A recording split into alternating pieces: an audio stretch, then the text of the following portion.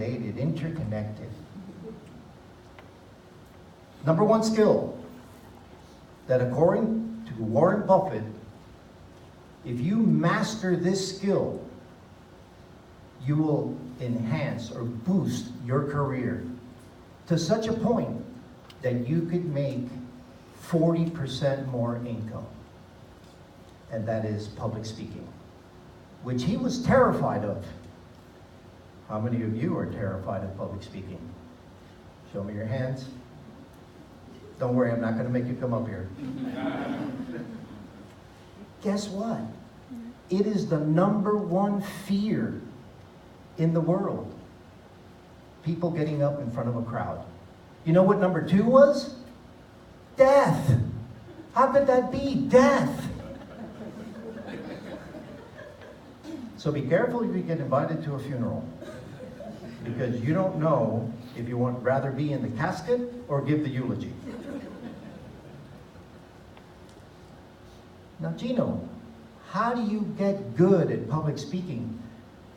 You look like you're a natural. We can't do that. And I say, 5 years ago, I was in your same seat. But I got like this because I practiced. And where is the best place that you can practice public speaking? Toastmasters International. For my dollar, that is the best organization. It is the oldest and largest organization that you've probably never heard of. It's going to be 95 years old in October this year. There are 360,000 members worldwide in 141 countries, organized by 16,000 clubs. You can find a club near you. Now, what are the benefits of Toastmasters besides speaking and practicing speaking? The practice of speaking is not in front of your mirror, not in front of your camera, not with your wife or spouse. It is actually with an audience with a bunch of pair of eyes staring at you. And those eyes make you uncomfortable. And that's what you need to be practicing to get comfortable on a stage. Other benefits are that you practice listening skills. People listen to respond. They don't listen to understand. Toastmasters helps you with your listening skills. They also help you with impromptu speaking. And impromptu speaking is important because how many of you have ever been to an interview? Do you know what the interviewer is going to ask you? No. No matter how much you practice. You have to be able to think on your feet and act quickly.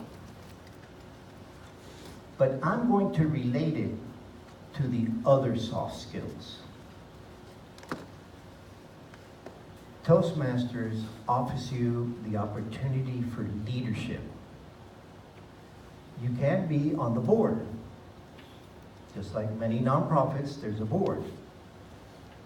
And it's really difficult to lead people that are volunteering. You can't fire them if they don't do their job. So you get to practice leadership. A skill that can be practiced, it can be learned, but you have to work at it. And it does take some experience. What I tell the youngsters today, because I'm an adjunct professor at FIU, is that you cannot Google experience. They think they can Google everything. So leadership comes from experience, but leadership is really all about others. And the focus is on them, not you. The great late Dr. Martin Luther King, whose day we just celebrated last Monday, said, life's most persistent and urgent question is, what are you doing to serve others? Leadership is about one life influencing another in a good way. Leadership is about mentoring others. It's about acting as a role model for others. But most importantly, serving others. The next thing you can practice is mentorship, which is part of leadership. You need to mentor the folks that work for you. And you can learn that at Toastmasters as well. You are assigned a mentor to help you through your first 5 or 6 speeches. And in turn, later you become a mentor. Now, why is mentorship important? Because one good mentor could be more informative than a college education and more valuable than a decade's worth of income. It's a shortcut to your career, and it's a super important soft skill to learn. Mentorship is a duty for every generation. For there to be success, must mentor the next generation. Case in point, Berta talked about that I joined Toastmasters. It's going to be 5 years now, March 1st. And within the first 3 months, I brought 8 new members. So they said, we're telling you to be the president. That's called volunteer. And I became the president. I said yes. So that was one of my little secrets of the success, was to say yes to every opportunity that Toastmasters offered me. And it wasn't what Toastmasters could do for me, it's what I could do for Toastmasters and the person that I became during that process. I acted as the president of a fantastic club for 1 year, and then I was recruited and voluntold again to be the area director for 5 clubs for another year, 2 of the requirements to reach Distinguished Toastmaster. I also prepared, rehearsed, and delivered over 40 speeches and a couple other sundry requirements, and I achieved DTM in 39 months. Now let me show you the power of mentoring. There was a young gal in our club that was starting a business. She was finishing school. And she said, Gino, I need you to coach me and help me become a Distinguished Toastmaster as soon as possible. So I spoke with SB after a couple meetings, gave her a playbook for how to do it, and she did it in 29 months. You see the power of mentoring? Somebody showed you the way. It's like the difference between a travel agent and a tour guide. The travel agent just gets you the ticket and says, on your way, give me the money. The tour guide says, come here. You're going to stay at this hotel, you're going to go to this attraction, and you're going to eat at this restaurant. See the difference? And how mentoring can make a difference in other people's lives? And you learn that at Toastmasters as well. My fellow Toastmasters, Cindy, which you'll hear later today, and Berta, also approached me. How do we get to Distinguished Toastmaster? And ever since I earned it, I changed the acronym to mean devoted to mentoring. And I mentor these 2 fine ladies and partners of mine now, and they're well on their way to achieving DTM, the highest education award you can get in Toastmasters. The last item is networking. Remember, if you are not networking, you are not working.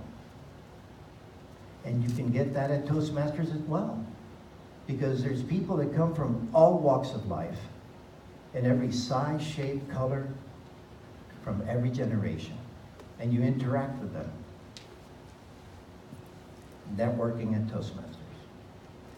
Now networking, a lot of people think that it's more like sniper shooting.